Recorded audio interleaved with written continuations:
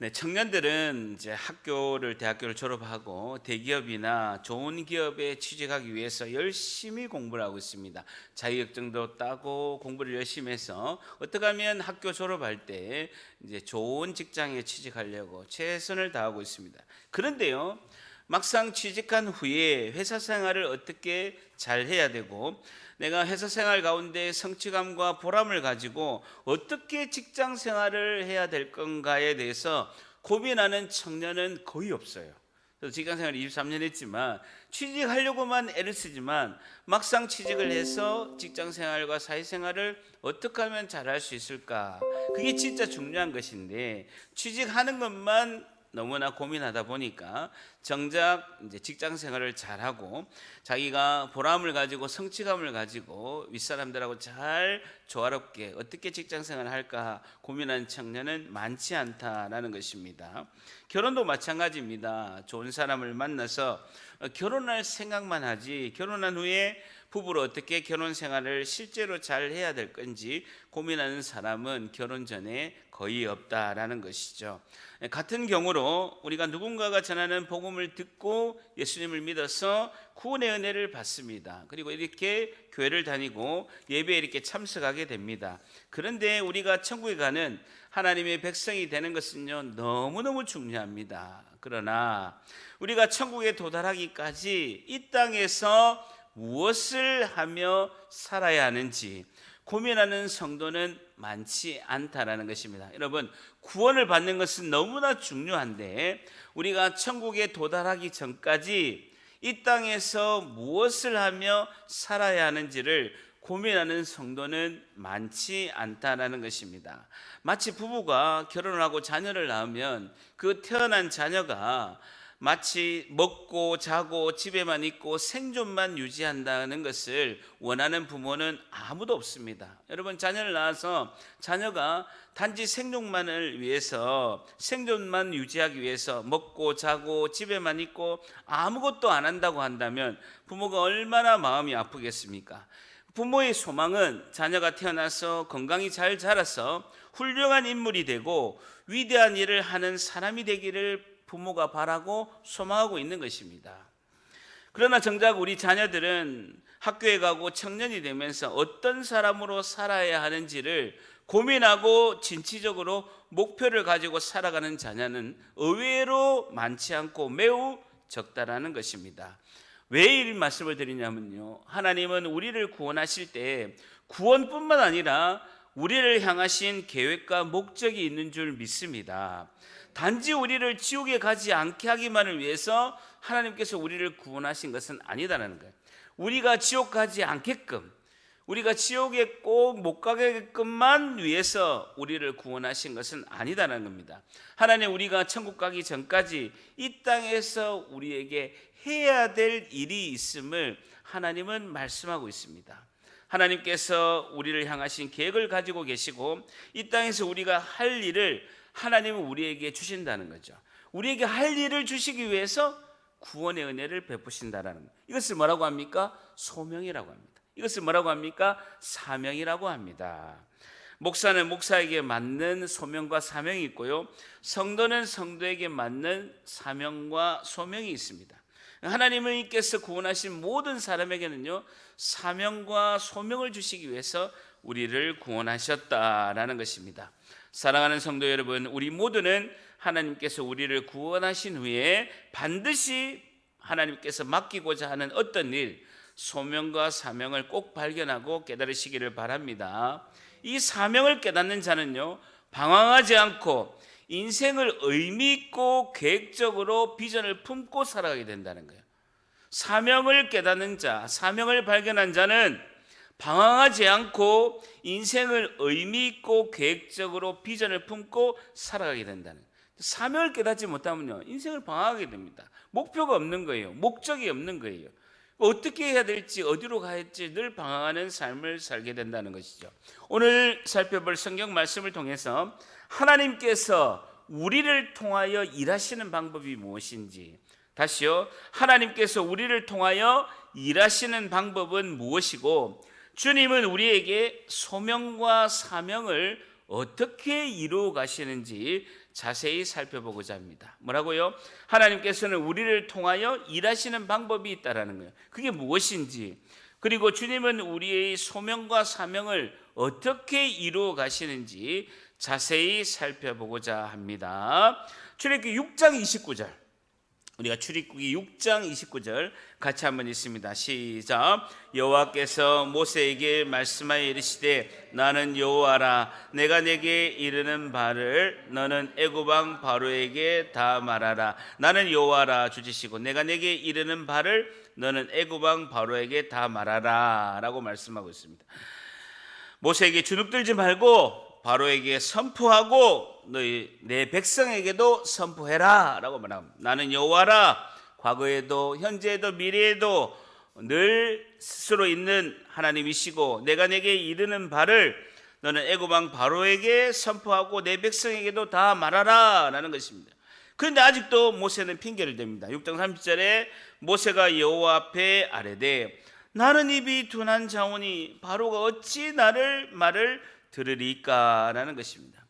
저는 제대로 말도 못하는데 어떻게 애굽 왕 바로를 설득하며 내 백성을 인도할 수 있겠습니까? 계속되는 모세의 변명이 있습니다. 하나님은 가라, 주눅들지 말고 내 백성과 바로에게 선포하고 나가라 라고 하는데 모세는 계속해서 핑계대면서 하나님 저는 못합니다 계속 말하고 있습니다. 모세가 40년 동안 혼자 광야 생활에서 양만 치면서 모세의 패기는 다 없어지고 아주 무기력한 사람이 되고 말았어요. 모든 가능성을 상실해버린 사람처럼 무기력하게 모세는 이야기하는 것을 볼 수가 있습니다. 근데 하나님은 7장 1절에 이렇게 말씀하고 있습니다. 오늘 7장 1절이 핵심의 내용입니다. 7장 1절 같이 있습니다. 시작. 여호와께서 모세에게 이르시되 볼지어다 내가 너를 바로에게 신같이 되게 하였은즉 내 영 아론은 내 연자가 되리니 내가 너를 바로에게 신같이 되게 하였은즉. 줄쳐보세요. 하나님의 엄청난 선언입니다.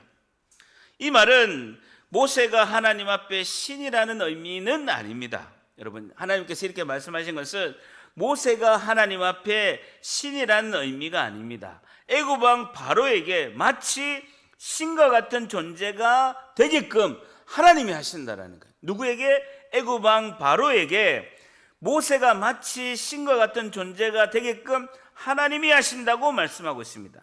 애굽 왕 바로가 너를 볼 때 평범한 사람이 아니라 마치 신처럼 너를 우러러 보게 될 것이다 라고 하나님께서 말씀하고 있죠.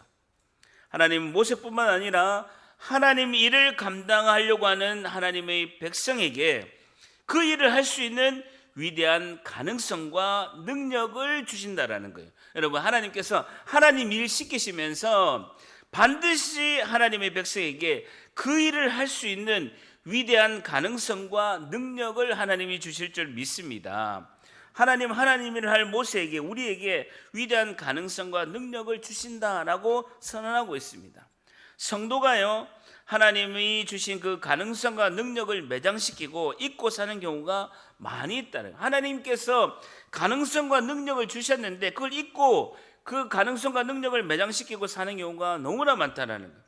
그것은 자신에게 주신 소명과 사명을 깨닫지 못하기 때문이다라는 것이죠. 여러분, 세계적인 곤충학자 미리엄 로스차일드는 벼룩이라는 그 곤충의 전문가입니다. 벼룩이 어떻게 뛰게 되고 벼룩이 어떤 근육을 사용하고 벼룩에 대해서는 세계 최고의 권위자 세계적인 곤충학자 미리엄 로스차일드가 있는데, 여러분, 벼룩이 자기 몸의 몇 배나 높이 뛸 수 있겠습니까? 벼룩이 뛰잖아요. 벼룩 한 번도 안 봤습니까? 와, 벼룩 혹시 이는 봤습니까? 네, 그렇죠. 벼룩은 톡톡 튀거든요. 벼룩이 뛰는데 자기 몸보다 몇 배를 뛰겠습니까? 한 10배는 뛸까요? 벼룩이요, 길이가 1.6mm입니다. 엄청 눈을 뽀짝뽀짝 뜨면서 이걸 들으시네요. 벼룩이 길이가 1.6mm인데 벼룩이 뛸 때 자기 키의 200배 32cm를 뛰어오릅니다. 벼룩이 1.6mm인데 뛸 때 높이가 32cm를 뛰어오른다는 거예요. 이게 얼마나 대단하냐면요. 사람이 키가 170cm인 사람이 만약에 170cm인 사람이 뛴다고 한다면 170cm는 대한민국의 남자의 평균 키죠. 제 키이기 때문에 그렇습니다. 제 키가 170이거든요. 지금 나이가 들어서 좀 쪼그라들었습니다만 군대 갈 때 170이었어요. 170. 근데 170인 사람이 벼룩만큼 뛴다고 한다면 200배를 자기 키의 200배를 뛰어야 되는데 340m를 뛰는 거예요. 여러분 340m는요 아파트 130층입니다. 아파트 130층이고 340m의 높이의 빌딩이 뭐냐면요 뉴욕에 가보면요 엠파이어 스테이트 빌딩이 340m예요. 사람이 170cm의 키의 사람이 자기의 키의 200배 340m를 뛰는 것과 똑같다라는 것입니다. 근데 이 벼룩이 32cm 이만큼 뛰는데 벼룩에다가 컵을 딱 놓고 컵 뚜껑을 딱 닫아버리면요 7cm 되는 유리병에다가 벼룩을 딱 가두고 그 위에다가 이렇게 뚜껑을 딱 닫게 되면 벼룩이 막 마개를 막으면 벼룩이 막 뜁니다. 막 뛰다가 처음에는 미친 듯이 7cm 위에 뚜껑까지 막 7cm를 뛰거든요. 근데 어느 정도 시간이 지나서 그 유리병에 있는 뚜껑을 딱 제거해 버리면 자기가 7cm 뛰는 게 아니라 원래 32cm를 뛰잖아요. 그럼 7cm를 넘어서 32cm를 뛰어 올라야 되는데 원래는 자기 몸의 200배인 32cm를 뛰놀 수 있는 능력이 있는데 유리병의 뚜껑을 딱 제거하면요 7cm밖에 못 돼요. 7cm밖에 못 된다고요. 왜냐고 묻지 마세요. 벼룩한테 물어보세요. 왜 나한테 물어보세요? 벼룩이 그렇다는 거예요. 제가 벼룩에 간도 못 봤기 때문에 잘 몰라요. 그래서 미리암 로스차일드가 연구를 했는데 그렇다는 거예요. 놀랍게도 자기가 32cm를 뛰어오르는 능력이 있는 벼룩인데도 딱 유리병의 높이인 7cm까지만 점프한다는 거예요. 실제로는 유리병의 5배 높이까지 점프할 수 있는데도 유리병의 한계를 그대로 인정하는 거예요. 유리병의 한계를 그대로 인정하고 자기의 능력을 유리병의 한계에 맞춰버린다는 거예요. 나는 이만큼밖에 뛸 수 없어. 뭐 이러다가 살다가 죽는 거지 하고 자기 인생의 한계를 스스로 정해버리는 거예요. 하나님이 능력을 주시고 하나님께서 가능성을 주셨는데 내 한계를 내가 그대로 선을 그어버리고 그 한계 아래에서 인생을 사다가 비참하게 그냥 가는 것이 인생이다라는 것이죠. 모세는 유리컵에 갇힌 벼룩처럼 하나님께 자꾸 나는 못합니다, 나는 못해요라고 모세는 하나님께 변명을 하고 있다는 겁니다. 그러니까 하나님은 너는 바로에게 신과 같은 존재야 라고 말씀하고 있는 것이죠. 그리고 계속 말을 못한다고 하니까 7장 1절에 보세요. 내 형 아론은 내 대언자가 된다는 거. 너 대신해서 너가 말을 못하니까 너 형 아론이 이야기하게끔 내가 준비하겠다는 거예요. 하나님은 우리를 부르실 때 이렇게 완벽하게 준비를 하시는 분이시다라는 겁니다. 하나님은 우리를 부르실 때 그냥 부르시지 않습니다. 하나님의 일은 우리가 할 수 없어서 못하는 것이 아닙니다. 절대랍니다. 하나님의 일은 우리가 할 수 없어서 못하는 것이 아니다. 능력이 없어서 못하는 것이 아니다. 순종하지 못하기 때문에 못하는 거예요. 순종하지 못하기 때문에 못하는 거예요. 우리가 능력이 없어서 못하는 게 아니고 우리가 할 수 없어서 못하는 게 아니라 우리가 순종하지 않기 때문에 못한다라는 것입니다. 그래서 우리에게는요 도전하는 믿음, 모험하는 믿음이 필요하다는 것입니다. 도전하는 믿음, 모험하는 믿음이 필요하다는 것입니다. 저를 따라합니다. 도전하는 믿음, 모험하는 믿음으로 하나님께 영광 드리자. 한 번 더 도전하는 믿음, 모험하는 믿음으로 하나님께 영광 드리자. 때로는 평안함과 안정함이 몇 단계 뛰어오를 수 있는 내 인생의 방해가 될 수 있다는 것입니다. 인생은 도전과 모험하는 믿음이 승리하는 줄 믿습니다. 우리 모두 하나님께 멋지게 쓰임받는 저희들 다 될 수 있도록 하나님께서 축복하고 은혜를 부으실 줄 믿습니다. 여러분 우리가 주님께 우리가 믿음으로 나아가야 되는데, 도전하는 믿음, 모험하는 믿음으로 나아가야 됩니다. 시편 84편 5편에는 주께 힘을 얻고 그 마음에 신원의 대로가 있는 자는 복이 있나이다 라고 말씀하고 있습니다. 시편 84편 5절에 주께 힘을 얻고 그 마음에 시온의 대로가 있는 자는 복이 있나이다 라는 것입니다. 여러분, 시온이 뭡니까? 예루살렘에 있는 하나님의 성전이 있는 곳을 시온이라고 합니다. 그게 시온산이에요. 예루살렘을 시온산이라고 합니다. 시온산에는 뭐가 있습니까? 예루살렘에 하나님의 성전이 있는 곳입니다. 근데 시온의 대로라는 것입니다. 대로가 영어로 하이웨이인데 고속도로를 말하기도 하지만 중요한 연결 도로를 말하고 있습니다.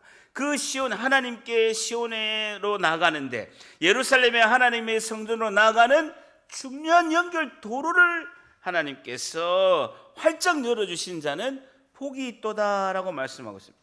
시온의 대로가 뭡니까? 하나님께서 사람과 물질과 환경을 열어주시는 거예요. 시온의 대로를 활짝 열어주시는 겁니다. 하나님과 나 사이에 어떤 장애물, 방해물도 없는 그 고속도로, 중요한 연결도로 시온의 대로를 열어주시옵소서라고 우리가 기도를 해야 된다는 것입니다. 저를 따라합니다. 하나님, 시온의 대로를 열어주시옵소서. 다시, 하나님, 시온의 대로를 열어주시옵소서. 하나님과 가는 그 길, 예루살렘의 하나님의 성전으로 가는 그 길, 중요한 연결 도로에 활짝 열어주셔야 되는 거예요. 어떠한 방해물, 장애물도. 여러분, 고속도로에서 어떤 물건이 있으면요, 대형 사고가 납니다. 시속 100km 달리는데요, 조그마한 호박돌만한 돌만 하나 있어도 차가 뒤집히는 거예요. 이 고속도로에는 어떤 방해물과 장애물도 없는 거예요. 이게 시온의 대로라는 거예요. 내가 하나님께 나아가는, 예루살렘에 하나님의 성전에 나아가는 그 길에 시온의 대로를 활짝 열어달라. 중요한 길에, 중요한 연결도로를 하나님 활짝 열어주시옵소서. 그러면요, 하나님께서 사람과 물질과 환경을 열어주실 줄 믿습니다. 우리가 항상 하나님을 찾는 사람이 되어서 어떠한 어려움에도 하나님께 달려가게 하소서. 이것이 시온의 대로를 열어주시옵소서라는 기도라는 거예요. 우리가 항상 하나님을 찾는 사람이 되어서 어떠한 어려움에도 하나님께 달려가게 하소서. 이것이 하나님 시온의 대로를 열어주시옵소서라고 기도하는 것이라는 것입니다. 하나님은 우리를 사명과 소명의 장으로 부르실 때 우리에게 가능성과 능력을 환히 열어주시고 부어주실 줄 믿습니다. 오늘 우리에게 주시는 첫 번째 교훈은요, 하나님은 성도에게 주님의 일을 할 수 있는, 하나님은 성도에게 주님의 일을 할 수 있는 능력과 가능성을 주십니다. 능력과 가능성을 주십니다. 하나님은 성도에게 주님의 일을 할 수 있는 능력과 가능성을 주십니다. 주님의 일을 할 수 있게끔 하나님 능력도 주시고요, 가능성도 다 주신다라는 것입니다. 여기 있는 담임 목사도요, 교회 대표이지만 제가 교회의 모든 일을 혼자 다 할 수가 없습니다. 하지도 못하고요, 할 수도 없습니다. 그러니까 가능성과 능력이 있는 우리 성도님들이 저와 다 함께 나아감으로 우리 교회가 하나님께 영광 드리는 일을 하는 것입니다. 예수님도 제자들에게 각 마을에 전도하러 보내실 때 능력과 권위를 주시고 보내셨습니다. 누가복음 9장 1절에는요, 예수께서 12제자를 불러 모으사 모든 귀신을 제어하며 병을 고치는 능력과 권위를 주시고, 누가복음 9장 2절에는요, 하나님 나라를 전파하며 앓는 자를 고치게 하려고 내보내시며 라고 말씀하고 있습니다. 누가복음 9장 1절에는 모든 귀신을 제어하며 병을 고치는 능력과 권위를 주시고 전도하러 내보내시는 거예요. 하나님 나라를 전파하며 앓는 자를 고치게 하려고 내보내셨다라고 말씀하고 있습니다. 하나님께서는 우리를 부르실 때 각자의 소명이 다르고 반드시 한 사람 한 사람에게 이 땅에서 하실 일을 주실 줄 믿습니다. 단지 구원을 위해서 우리에게 생명을 주시기 위해서만 부른 것이 아니라 천국 가는 하나님의 백성은 내가 해야 될 소명이 있기 때문에 하나님이 부르셨다라는 것입니다. 사도 바울도 다메섹에서 자기가 그렇게 핍박하는 예수를 믿는 사람을 핍박하러 가면서 그 다메섹에서 부활하신 예수님을 만났습니다. 사도 바울이 이렇게 고백합니다. 사도행전 2장 15절에 자신이 부활하신 예수님을 보고 주님 누구십니까? 주께서 이르시되 나는 너가 박해하는 예수다 라고 이야기하였습니다. 그래서 예수님께서요 구원의 은혜를 베푸시면서 즉시 사도 바울에게 소명을 말씀하고 있습니다.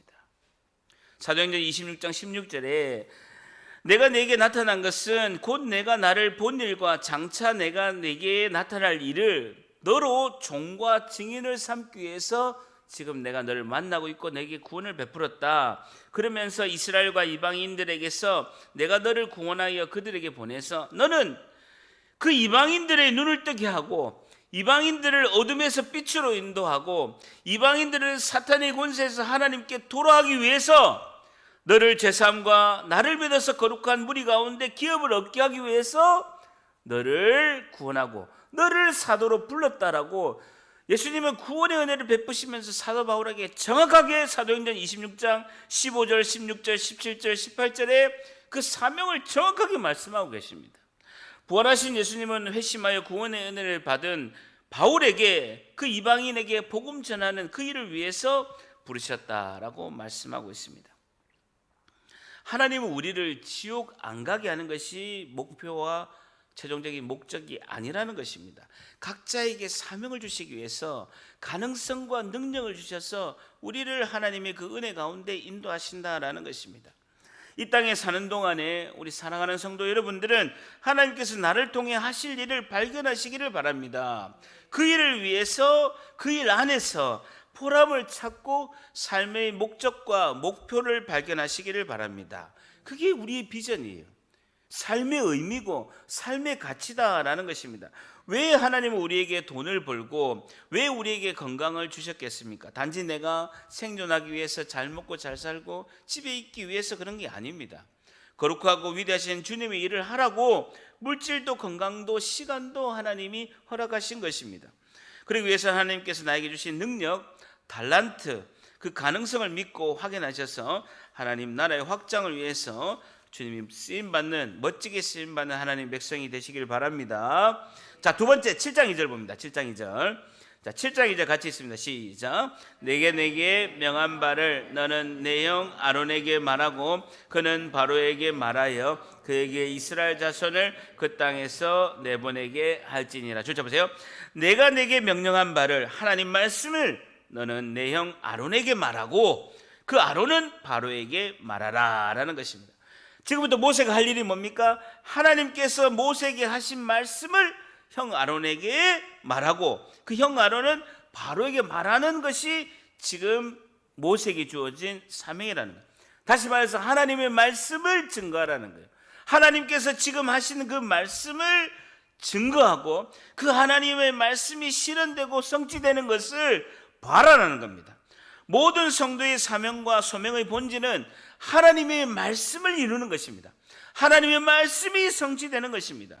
여러분, 우리와 세상 사람은 차이가 있습니다. 세상 사람들은 인생의 목적이 자기 욕심과 자기가 높은 자리에 가고 자기의 야망을 위해서 삽니다. 그런데 하나님의 백성인 성도는 인생의 분명한 목적이 있습니다. 그 목적은요, 하나님의 말씀이 이루는 삶인 줄 믿습니다. 우리 인생의 목적은요, 하나님의 말씀이 나를 통해서 이루어지는 거예요. 하나님의 그 위대하신 말씀이 나를 통해 이루어지는 게, 내가 내게 명령한 바를, 하나님이 하시는 말씀을 너는 증거하고 아론에게 전하고 아론은 바로에게, 그리고 하나님의 백성들에게, 그리고 애굽의 백성들에게 선포하라는 것입니다. 우리에게 주시고 우리가 붙드는 하나님 말씀 속에는 하나님의 위대하신 비전과 계획이 담겨져 있는 줄 믿습니다.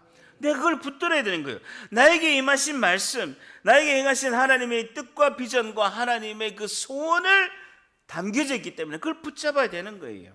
그 말씀에 우리 인생의 삶의 의미와 가치가, 내 삶의 이유, 저를 따라합니다. 내 삶의 이유, 내 삶의 이유는 하나님 말씀에 담겨져 있다. 하나님의 말씀 안에 내 삶의 존재의 이유가 담겨져 있다라는 것입니다. 저를 따라합니다. 다 같이. 성도의 사명의 본질은 하나님 말씀을 이루는 것입니다. 성도의 사명의 본질은 하나님 말씀을 이루는 것입니다. 골로새서 1장 25절에 이렇게 말씀하고 있습니다. 골로새서 1장 25절에 내가 교회의 일꾼 된 것은 하나님이 너희를 위하여 내게 주신 직분을 따라 하나님의 말씀을 이루려 함이니라 라고 말씀하고, 내게 주신 직분을 따라 하나님께서 교회의 일꾼이, 내게 교회의 일꾼이 되게 한 것은 하나님이 너희를 위하여 내게 주신 직분을 따라 하나님의 말씀을 이루려 합니다라는 거예요. 왜 우리에게 교회의 일꾼을 시키시느냐? 하나님 왜 우리에게 사명을 주시냐? 내게 주신 그 직분에 따라 성도, 집사, 권사, 장로 그 직분에 따라 또 가르치는 장로, 목사에 따라 하나님 말씀을 이루려 합니다라고 이렇게 성경은 골로새서 1장 25절에 말씀하고 있습니다.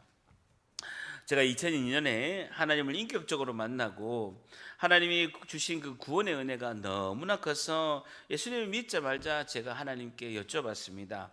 하나님, 제게 주신 하나님의 소명은 무엇입니까? 하나님, 제가 주를 위해서 무슨 일을 해야 됩니까? 라고 하나님께 새벽기도 때 질문을 했습니다. 하나님께서 분명히 저에게 저의 소명을 말씀해 주셨습니다. 예수님을 믿자 말자, 예수님을 인격적으로 만나자 말자 바로 주님께서 저에게 소명의 말씀을 주셨어요. 주신 은혜가 너무 큰 거예요. 하나님께서 이렇게 큰 은혜를 베푸시고 사도 바울과 같이 너무나 많은 기적과 이적으로 저를 구원의 은혜로 베푸셨기 때문에 분명한 하나님의 목적이 있을 것임을 깨닫고 하나님께 여쭤본 거예요. 왜 하나님은 저에게 구원하셨습니까? 하나님이 저에게 무슨 일을 시키시려고 구원의 은혜를 베푸셨습니까? 라고 질문을 했습니다. 그러니까 하나님께서는요, 디모데후서 2장 2절을 선명하게 말씀하셨어요. 디모데후서 2장 2절은요, 또 너가 많은 증인들 앞에서 내게 들은 바를, 하나님께 들은 그 말씀을 충성된 사람에게 부탁하라, 전해라. 그들이 또 다른 사람을 가르칠 수 있으리라 라는 거예요. 제가 하나님께 받은 그 말씀을 하나님의 신실하신 충성된 하나님의 백성에게 전하면 그 사람들이 또 다른 사람에게 전하고 또 그 사람들이 또 다른 사람에게 전하는 역사가 이루어질 것이다 라고 말씀하시는 거예요. 너가 전하는 그 복음을 들은 사람이 성령이 임해서 또 다른 사람을 가르치고 생명의 복음을 전할 것이다. 그 일을 위해서 너는 사명을 받았다라고 분명히 디모데후서 2장 2절 말씀을 통해서 저에게 사명을 분명히 비춰주시는 거예요. 그래서 하나님은 이 일을 감당하도록 저에게 능력과 은사를 주신 거예요. 저는요, 제게 임한 가장 큰 은사 달란트는요, 가르치는 은사예요. 저는 예수님 믿기 전부터 가르치는 은사가 있어요. 저는요, 뭘 가르치면요, 기뻐요. 굉장히 즐거워요. 현장에서도요, 이렇게 하고 있으면 저는 현장에서 고참들의 질문을 많이 했거든요. 이 공법이 왜 이렇고, 왜 이 자재를 써야 되고, 다른 자재를 쓰면 안 됩니까? 그럼 고참들은요, 우리 노가다 분들은 단순 무식하거든요. 야, 옛날에도 그렇게 했는데 니같이 물어본 놈 처음이다. 그냥 학교에서 배운 대로 현장이 안 되니까 그냥 이대로 해. 이게 제일 좋은 거야. 뭐 그냥 두리뭉실하는 거, 이게 제일 싫었어요. 그래서 항상 저는 부산에 가면 영풍문고라고 있어요. 항상 가서 시공책을 사고 연구를 해서 우리 쫄따구들이 이렇게 물어봅니다. 제가 이제 대리되고 과장 되니까 물어보죠. 그러면 항상 현장에 가면 이게 분필을 가지고 체크리스트를 하는 게 있거든요. 그리고 이게 그냥 홀드 심을 가지고 이렇게 쓰는 게 있는데 항상 그 도배하는 그 거실벽에다가 이렇게 원리를 쭉 가르쳐 주는 거예요. 근데 그게 기뻐요. 성경도 알면 이게 가르치고 또 성도분에게 이렇게 전하고 이런 게 너무나 기뻐요. 설교하는 것도 이렇게 기쁘지 않으면 제가 토요일에 밤 새벽 2시까지 잠 안 자고 설교 준비를 하겠습니까? 기쁘니까 하는 거예요. 여러분, 깊은 숙명 가운데 충만한 주의 임재 가운데 들어가는 분도 있지만 그래도 제가 전하는 기쁨이 이렇게 큰다라는 거예요. 어쨌든 저는 하나님 말씀을 깨닫고 가르치고 전하는 일이 되면요, 너무나 즐겁고 기쁘고 성령이 충만하고 힘이 난다라는 것이죠. 주님이 주신 은혜인 줄 믿습니다. 그래서 초신자 때 힘들 때는요, 하나님 말씀을 주시옵소서 이러면요, 로마서 8장 18절에 생각컨대 현재의 고난은 장차 우리에게 나타날 영광과 좋게 비교할 수 없도다 주시는 거예요. 그 말씀을 딱 붙잡는 거예요. 하나님, 내가 지금 당한 이 고난은 장차 저에게 주실 영광과 좋게 비교할 수 없고 그 영광이 너무나 크신 줄 믿습니다. 이 고난을 잘 벗어날 수 있도록 은혜를 달라라고 기도를 했죠. 목사가 돼서도 하나님께 여쭤봤습니다. 하나님, 어떤 종이 될까요? 제가 이제 목사 안수를 받는데 하나님께서 어떠한 종이 됐으면 좋겠습니까? 하나님, 일을 어떻게 하면 할까요? 라고 하나님께 물어보니까 갈라디아서 1장 10절, 이제 내가 사람들에게 좋게 하랴, 하나님께 좋게 하랴, 사람들에게 기쁨을 구하랴. 내가 지금까지 사람들의 기쁨을 구하였으면 그리스도의 종이 아니니라 라고 말씀하고 있습니다. 사람들을 바라보지 말고 하나님만 바라보고 하나님만 의지하고 목회하면 내가 책임지겠다라고 갈라디아서 1장 10절을 주는 거예요. 그걸 붙잡는 거예요. 힘들 때마다 그 말씀을 붙잡고 그 말씀을 되새기고 이 말씀이 나를 통해서 하나님 이루어 주시옵소서라고 붙잡는 겁니다. 제 인생에서 가장 중요한 말씀은요, 우리가 예배 때 했던 갈라디아서 2장 20절이에요. 내가 그리스도와 함께 십자가에 못 박혔나니 그런즉 이제는 내가 사는 것이 아니오 오직 내 안에 그리스도께서 사시는 것이라. 이제 내가 육체 가운데 사는 것은 나를 사랑하사 나를 위하여 자기 자신을 버리신 하나님의 아들을 믿는 믿음 안에서 사는 거예요. 저는요, 언제 죽을지 모르겠지만 죽으면 반드시 화장을 하고 그 항아리에 이걸 새길 거예요. 아니, 내가 새겨서 우리 애들한테 줄 거예요. 여기에 담아다오. 넘칠지 모르니까 2개를 줄 수도 있어요. 제가 좀 덩치가 있잖아요. 뼈가 많아서 2통이 될 수가 있어요. 2통이 되더라도 어쨌든 이거를 제가 만들어서 아들, 딸한테 줄 겁니다. 저 인생의 이 한 말씀은요, 저 인생을 바꾼 말씀이에요. 내가 그리스도와 함께 날마다 죽노라. 하나님과 그리스도와 함께 연합하여 날마다 사노라. 내가 주 안에서 살고 주 안에서 죽어야지. 여러분, 가장 위대한 것은요, 자기 부인이에요. 내 마누라가 아니라 자기 부인. 나를 부인하는 거라는 거예요. 나를 부인하는 거예요. 남편의 신앙은 부인에게 달려있다. 나를 부인한 것도 있지만 내 와이프에게도 달려있다라는 것이죠. 아무리 양육을 100번 하고 안수기도를 100번 한 것보다 부부싸움 한 번 하는 것이 성령 충만한 길이다. 그걸 늘 깨닫게 됩니다. 툭 치지 말고 자기 부인이에요. 나를 부인하는 거예요. 내 존재를 주님 앞에서 아무 가치 없는 존재. 제가 늘 기도할 때 빠지는 게 뭡니까? 무익한 종이라는 거예요. 나는 무익한 종이라는 거예요. 내 같은 놈이 어떻게 진리의 말씀을 이렇게 증거하고 주님의 그 진리의 말씀을 증언하는 그 증인의 삶을 살아갈 수 있는가? 지금도 생각하면 눈물이 나고, 어떻게 내 같은 놈이 이 귀한 복된 하나님의 복음의 말씀을 전하고 생명을 살린 일 가운데 중심에 서게 하시는가? 너무나 감사한 거예요. 아무 보잘것 없는 존재지만 주님이 가능성과 능력을 주시고 말씀을 주시고 생명의 영생을 충만한 은혜를 부어주실 줄 믿습니다. 그래서 하나님은 우리에게 소원도 주시는 거예요. 말씀도 주시고 소원도 주시는 거예요. 메모하시겠습니까? 빌립보서 2장 13절에 너희 안에서 행하신 이는 하나님이시니 자기의 기쁘신 뜻을 위하여 너희에게 무엇을 두고 소원을 두고 행하게 하신다는 거예요. 하나님, 이게 내 소원입니다. 내가 이 말씀을 전하고 이 말씀 가운데 증인으로 사는 것이 내 소원입니다. 그것을 위해서 직장이 잘 되게 하시고 사업이 잘 되게 하시고 많은 돈을 벌어서 정직의 삶을 살아서 성교에 멋지게 쓰게 하시고 하나님 나라의 확장을 위해서 내가 쓰임받을 줄 믿습니다. 멋지게 살아보는 거예요. 짧은 인생 살아가면서 하나님께 영광 드리고 멋지게 살고 세계를 돌아다니면서 저 손 잡고 선교제 가서 선교하고 한 마을을 세례를 주고 눈앞에서 보시라고요. 200명 300명 하루에 세례 주는 거 보고 하나님 영광 드리는 그 선교지에서 충만한 영광 드려서 내가 이래서 돈 버는구나, 내가 이래서 하나님께서 건강 주시는구나, 얼마나 멋집니까? 생각만 해도 막 성령이 충만하네. 예.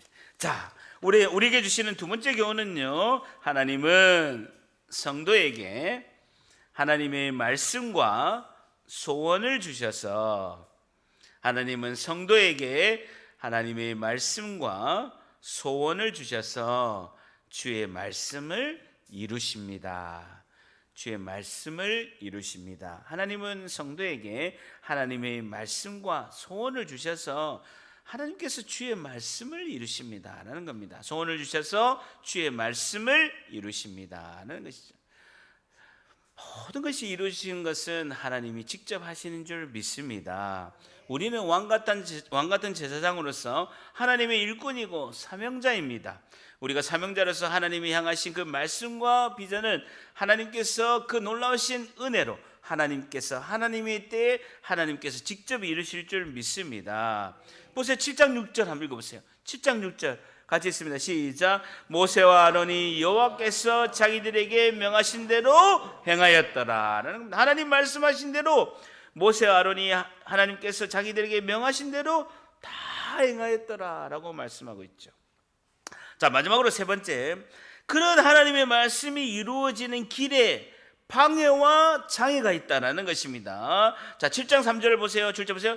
내가 바로의 마음을 완악하게 하고, 하나님께서 바로의 마음을 완악하게 하고 줄지시고요. 내 표징과 내 이적을 애굽 땅에서 많이 행할 것이나 동그라미 쳐보세요. 것이나 7장 4절 상반부에 바로가 너희 말을 듣지 아니할 터인즉 줄쳐 보세요. 할 것이나 동그라미 쳐보세요. 쉽다라는 말이에요, 쉽지 않다라는 말이에요? 쉽지 않다라는 거. 사명의 길은 반드시 방해가 있다라고 말씀하고 있습니다. 그러면서 7장 3절에 내가 바로의 마음을 완악하게 하고 줄쳐 봅시다. 이것은 하나님께서 애굽 왕 바로의 마음을 완악하게 하신 것이 아닙니다. 바로가 스스로 마음을 완악하게 하는데 하나님께서 내버려 두신 거예요. 하나님께서 말리지 않으시고 바로 회복할 수 있도록 하지 않으시고 애굽 왕 바로가 스스로 마음을 완악하게 하는데 내버려 두셨다라는 것입니다. 하나님은 바로의 마음을 돌이키게 하시지 않고 그냥 내버려 두셨다는 겁니다. 7장 3절에 내가 바로의 마음을 완악하게 한 것은 하나님이 완악하게 한 것이 아니라 애굽 왕 바로가 스스로 완악한 것을 하나님께서 내버려 두셨다라는 것입니다. 그러니까 결과가 하나님께서 바로의 마음을 완악하게 하신 것이나 그 스스로가 완악하게 한 것을 하나님께서 내버려 둔 것이나 결과는 똑같다라는 것입니다.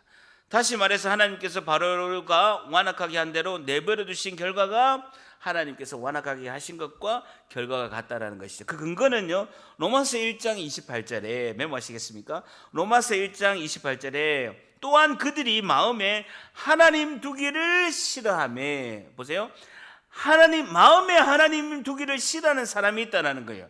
그것을 하나님께서 그들을 그 상실한 마음대로 내버려 두사라고 말씀하고 있어요. 이게 가장 큰 벌이에요.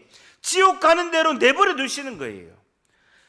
자기가 마음에 하나님 두기를 싫어하니까 하나님께서 지옥에 가는 것을 그대로 내버려 두신 것이 하나님의 가장 큰 벌이라는 겁니다. 합당하지 못한 일을 하게 하셨으니 라고 말씀하고 있습니다.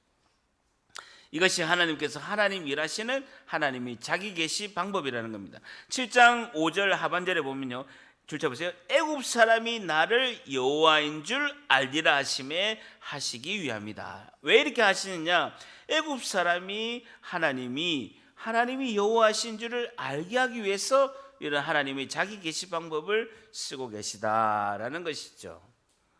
자, 그러면서 방해가 있는데 4절에 보세요. 바로가 너희 말을 듣지 아니할 터인즉 내가 내 손을 애굽에 뻗쳐 여러 큰 심판을 내리고 내 군대 내 백성 이스라엘 자손을 그 땅에서 인도해 낼지니라 라고 말합니다. 여기서 중요한 것은요, 하나님 뜻의 사명자의 길을 갈 때 모세에게 우리에게 그 길이 평탄치만은 않다라고 말씀하고 있습니다. 바로가 너희 말을 듣지 아니할 것이다 라는 것입니다. 우리가 질문할 수 있죠. 하나님께서 기뻐하시는 일인데 왜 평탄하고 형통한 일이 있어야 되는데 방해가 있느냐는 거예요. 여러분 생각해 보세요. 하나님이 원하시는 일이고 하나님께서 그 말씀을 주시고 우리에게 그 소원의 마음을 주셔서 하나님께서 일하시는데 왜 방해가 있느냐는 거예요. 형통해야 되고 그 길이 평탄해야 되는데 왜 방해가 있고 장애물이 있냐는 겁니다. 왜 그럴까요? 다시요. 하나님께서 하나님이 원하시는 일이고, 하나님 일이라고 우리에게 사명을 주시고, 우리에게 가능성과 능력을 주시고, 하나님께서 말씀으로 계시하시고, 우리에게 하나님께서 그것을 하시고자 하는 소원을 마음에 두셔서 하나님 일을 하는데 방해가 있다라는. 왜 그러실까요? 활짝 열려야 되고 장애물도 없고 어떤 방해도 없어야 되는데, 왜 하나님은 이렇게 방해와 장애가 있는 것을 내버려 두시냐는 거예요. 하나님 막지 않으시고 내버려 두시나요? 애굽 왕 바로가 이렇게 방해하는데 내버려 두시냐는 거예요. 왜 완악한 마음으로 방해하는 것을 내버려 두시는 이유가 무엇이냐는 것입니다. 그것은요, 우리를 교만하지 않게 하고 기도하게 하기 위함이다라는 것이죠. 여러분, 모든 일이 주의 일이라고 잘 되면요, 기도 안 합니다. 기도할 사람 누가 있습니까? 새벽기도 때 아무도 안 나와요. 아무도 안 나온다고요. 기도를 안 하게 됩니다. 교만하게 되고요, 전부 내가 한 것처럼 착각하게 된다는. 그렇기 때문에 어려운 일이 있어야 엎드려 기도하고 겸손하게 되고 주님이 하셨습니다라고 고백을 하게 된다라는 것입니다. 다시 4절 한번 같이 읽습니다. 시작. 바로가 너희 말을 듣지 아니할 터인즉 내가 내 손을 애굽에 뻗쳐 여러 큰 심판을 내리고 내 군대 내 백성 이스라엘 자손을 그 땅에서 인도하여 낼지니라. 이것이 가장 중요한 이유라는 겁니다. 어려움이 있을수록 하나님의 도우심의 손길도 더욱더 크다라는 건, 보세요. 바로가 너 말을 듣지 않을 것인데 하나님께 가만히 있으신 건 아니에요. 내가 내 손을 애굽에 뻗쳐서 여러 큰 심판을 내린다는 거예요. 더욱더 하나님의 개입과 도우심의 간섭이 더욱더 강해진다는 거예요. 방해도 강하고 하나님의 도우심과 간섭과 통치의 손길이 더욱더 강해진다. 내 군대 내 백성 이스라엘 자손은 그 땅에서 인도될 것인데 내가 내 손을 애굽 땅에 뻗쳐서 여러 큰 심판을 내리게 될 것이다 라는 겁니다. 어려움이 있을수록 하나님의 도움의 손길도 더욱더 크고 하나님의 능력이 더욱더 크게 임하실 줄 믿습니다. 하나님은 반드시 말씀하십니다. 하나님 일을 하는데 어려움이 있을 것이다. 그러나 반드시 기억해라. 그 어려움보다 더 큰 도움의 능력으로 너와 함께 할 것이다 라고 말씀하고 있습니다. 내가 내 손을 애굽에 뻗쳐 여러 큰 심판을 내리고 더욱더 큰 능력으로 내 군대 내 백성 이스라엘 자손을 그 땅에서 인도낸다라고 말씀하고 있습니다. 오늘 우리에게 주시는 마지막 교훈은요, 하나님은 성도에게 사명의 방해보다 더 크신 도우심의 능력을 주십니다. 더 크신 도우심의 능력을 주십니다. 하나님은 성도에게 사명의 방해보다 더 크신 도우심의 능력을 주십니다라는 것입니다. 더 크신 도우심의 능력을 주신다라는 거 보세요. 여러 큰 심판을 내린다는 거예요. 애굽 왕 바로가 너 말을 듣지 않을 것이다.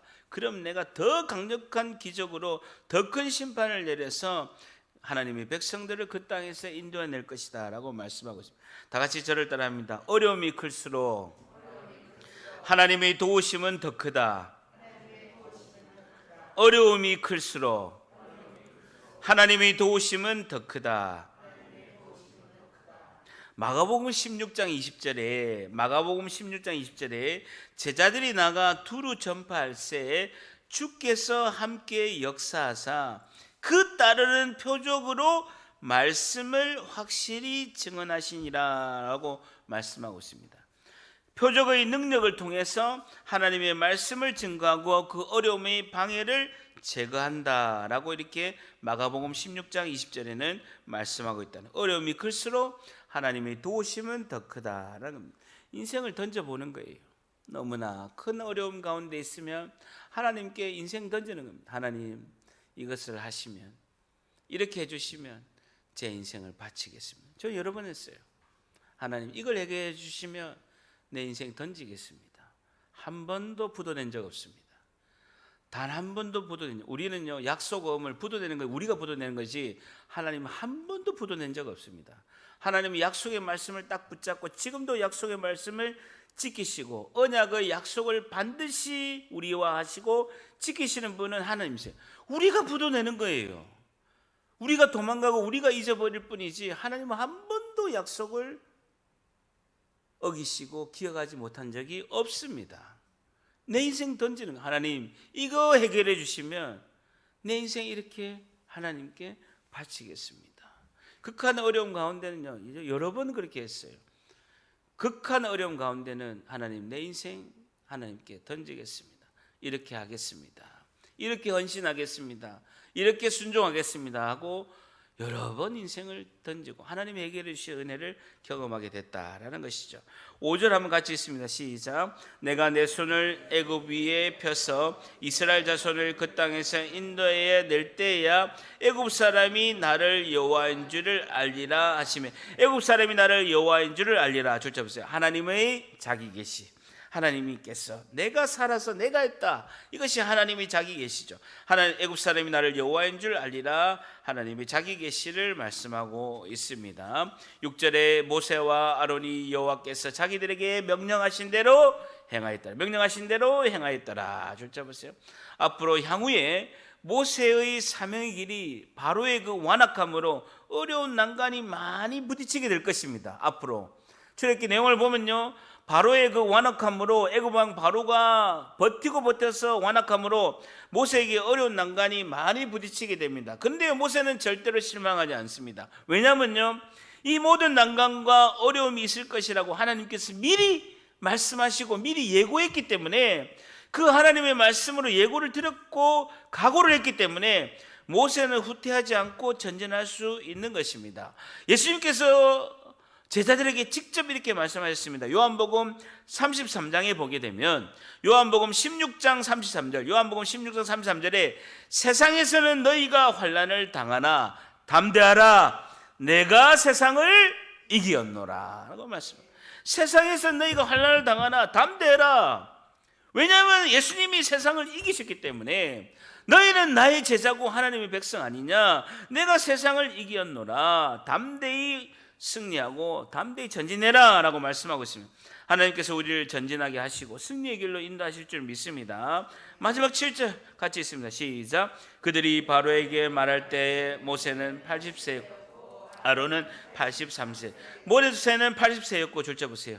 이 굳이 성경의 기자가 모세가 80세인 걸 강조하고 있습니다. 모세가 120세까지 살았기 때문에 80세 같으면 모세 인생의 3분의 2가 지난 것입니다.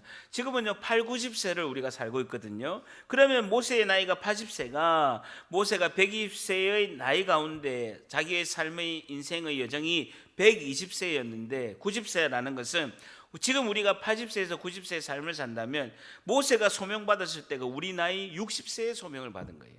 그래서 모세가 받았을 때 나이가 적은 나이가 아니다라는 것이죠. 성경에서 굳이 모세의 나이를 밝힌 것은 하나님이 주신 사명의 때는 늦고 빠른 게 없다라는 거예요. 늦고 빠른 게 없다라는 거예요. 60세의 소명을 받는다 해서 늦은 것도 아니고, 그리고 30살에 받았다고 해서 빠른 것도 아니에요. 그래서 하나님의 소명의 나이는 늦고 빠른 것이 없다라는 것입니다. 고린도전서 4장 20절에 하나님 나라는 말에 있지 않고 오직 능력에 있습니다 라고 말씀하고, 언제든지 하나님께서 부르시면, 하나님, 고린도전서 4장 20절에 하나님 나라는 말에 있지 않고 오직 능력이 있는 줄 믿습니다. 언제든지 하나님 부르시면요 절대합니다. 네 주님 여기 있습니다, 제가 순종하겠습니다. 한 번 더, 네 주님 여기 있습니다, 제가 순종하겠습니다. 이러면 1등이에요. 1등.